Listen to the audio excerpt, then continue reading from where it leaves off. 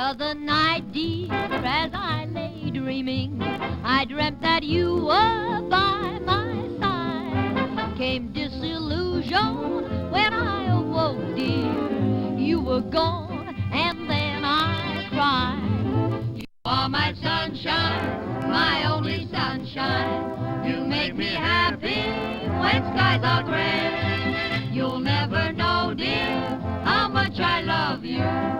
Please don't take my sunshine away. You told me once, dear, there'd be no other, and no one else would come between.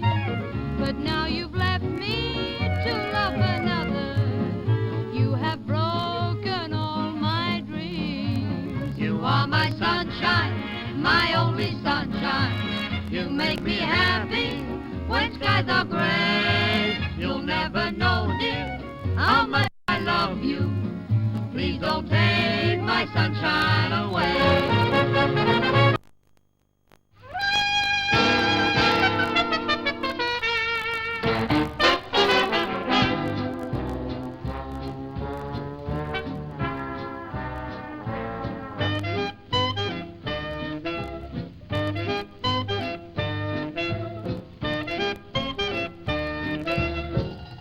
Pennsylvania 6-5.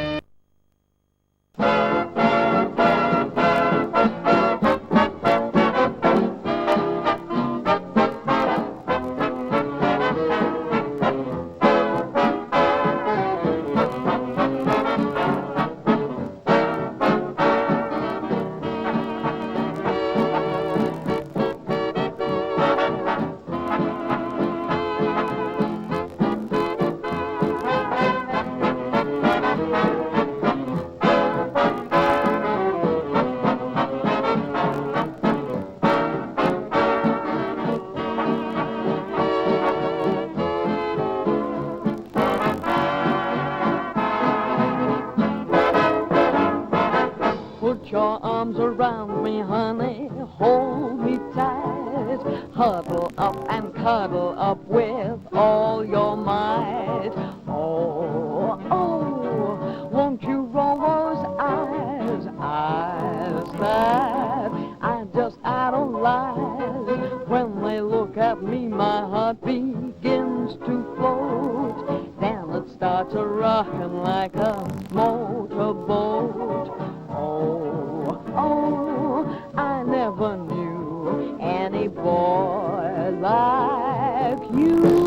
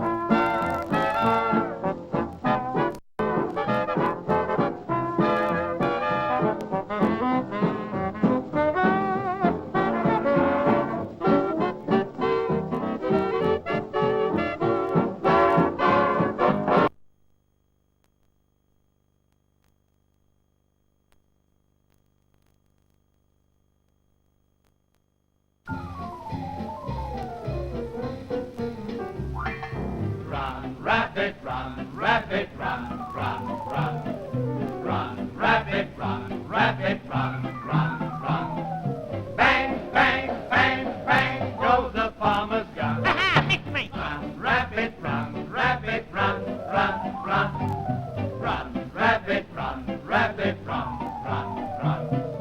Don't give the farmer his fun, fun, fun.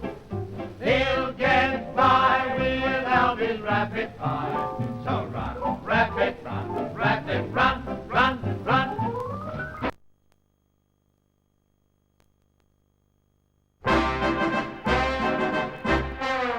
Bless some more, bless some more, the long and the short and the tall. Bless all the sergeants and WO1s. Bless all the corporals and their thinking sons, 'cause we're saying goodbye to them all as back to their billets they crawl. You'll get no promotion this side of the ocean, so cheer up, my lads, bless 'em all. Bless 'em all, bless 'em all, the long and the short and the tall. Bless all the sergeants and WO1, bless all the corporals and their ranking sons, 'cause we're saying goodbye to them all. As back to their billets they crawl. You'll get no promotion this side of the ocean, so cheer up, my lads, bless them all. We're gonna hang out the washing on the Siegfried line. Have you any dirty washing, mother dear? We're gonna hang out the washing on the Siegfried line, 'cause the washing day is here. Whether the weather may be wet or fine, we'll just rob along without a care. We're gonna hang out the washing on the Siegfried line, if the Siegfried line's still there. Gonna hang out the washing on the Siegfried line. Have you any dirty washing, mother dear? We're gonna hang out the washing on the Siegfried line, 'cause the washing day is here. Whether the weather may be wet or fine, we'll just rub along without a care. We're gonna hang out the washing on the Siegfried line, if the Siegfried line's still there. Kiss me goodnight, Sergeant Major. Tuck me in my little wooden bed. We all love you, Sergeant Major. When we hear you bawling, show a leg. Don't forget to wake me in the morning and bring me round a nice hot cup of tea. Kiss me goodnight, Sergeant Major. Sergeant Major, be a mother to me. Kiss me goodnight, Sergeant Major. Tuck me in my little wooden bed. We all love you, Sergeant Major. When we hear you bawling, show a leg. Don't forget to wake me in the morning and bring me round a nice hot cup of tea. Kiss me goodnight, Sergeant Major. Sergeant Major, be a mother to me.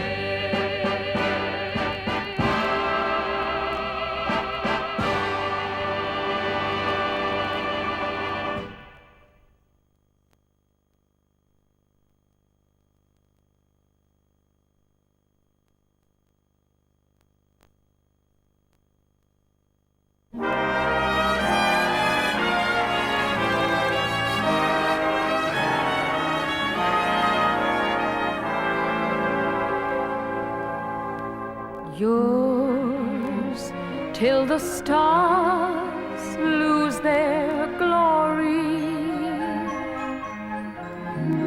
Yours till the birds fail to sing.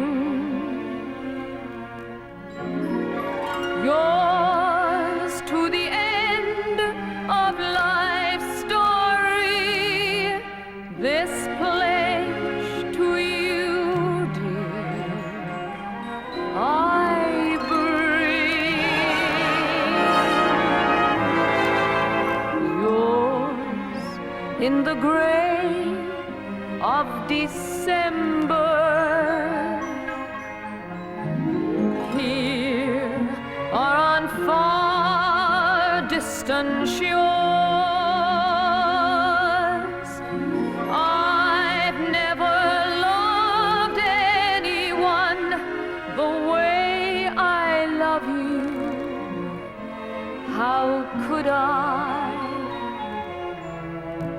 when I was born to be just yours. Yours till the stars lose their glory. Yours till the birds fade.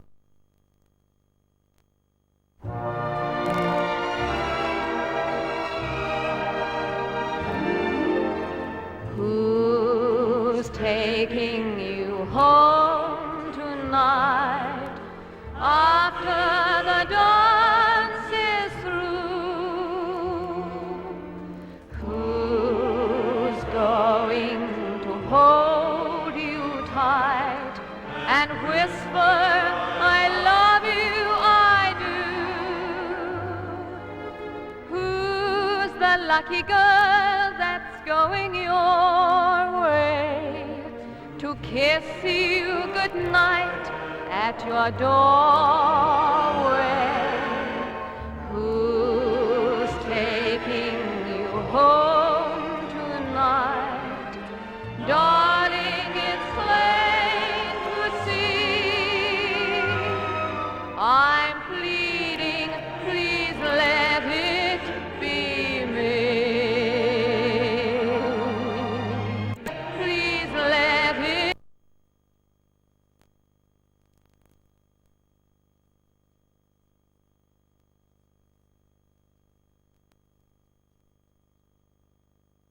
We'll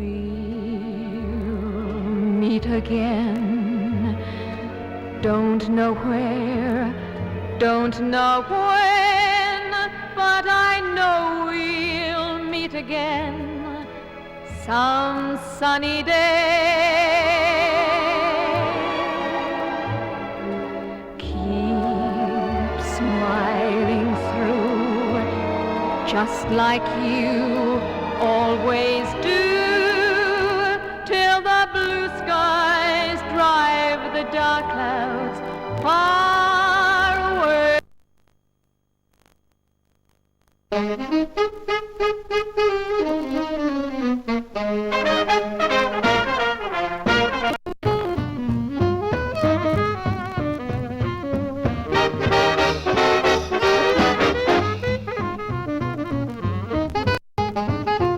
Crux of the whole war. So far it has failed conspicuously. It has cost them very dear, and we have felt stronger, and are actually and relatively a good deal stronger than when the hard fighting began in July. There is no doubt that Herr Hitler is using up his fighter force at a very high rate, and that if he goes on for many more weeks, he will wear down and ruin this vital part of his air force. That will give us a very great advantage. On the other hand, for him to try to invade this country without having secured mastery in the air would be a very hazardous undertaking. Nevertheless, all his preparations for invasion on a great scale are steadily going forward.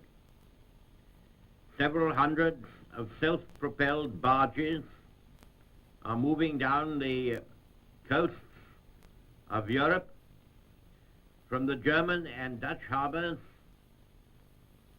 to the ports of northern France, from Dunkirk to Brest, and beyond Brest to the harbors, the French harbors in the Bay of Biscay. Besides this, convoys of merchant ships in tens and dozens are being moved through the Straits of Dover into the Channel, dodging along from port to port under the protection of the new batteries which the Germans have built on the French shore. There are now considerable gatherings of shipping in the German, Dutch, Belgian, and French harbors, all the way from Hamburg to Brest. Finally, there are some preparations made of ships to carry an invading force from the Norwegian harbors. Behind these clusters of ships or barges, there stand very large numbers of German troops awaiting the order to go on board and set out on their very dangerous and uncertain voyage across the seas. We cannot tell when they will try to come. We cannot be sure that in fact they will try at all. But no one should blind himself to the fact that a heavy, full-scale invasion of this island is being prepared with all the usual German thoroughness and method, and that it may be launched at any time now upon England, upon Scotland, or upon Ireland, or upon all three. If this invasion is going to be tried at all, it does not seem that it can be long delayed. The weather may break at any time. Besides this, it is difficult for the enemy to keep these gatherings of ships waiting about indefinitely while they are bombed every night by our bombers and very often shelled by our warships, which are waiting for them outside. Therefore, we must regard the next week or so as a very important week for us in our history. It ranks with the days when the Spanish Armada was approaching the Channel and Drake was finishing his game of bowls, or when Nelson stood between us and Napoleon's Grand Army at Boulogne. We've read about all this in the history books, but what is happening now is on a far greater scale and of far more consequence to the life and future of the world and its civilization than these brave old days of the past. Every man and woman will therefore prepare himself to do his duty, whatever it may be, with special pride and care. Our fleets and flotillas are very powerful and numerous.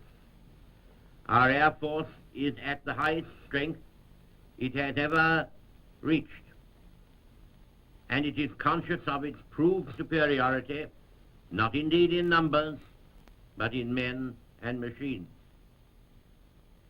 Our shores are well fortified and strongly manned, and behind them, ready to attack the invaders, we have a far larger and better equipped mobile army than we have ever had before.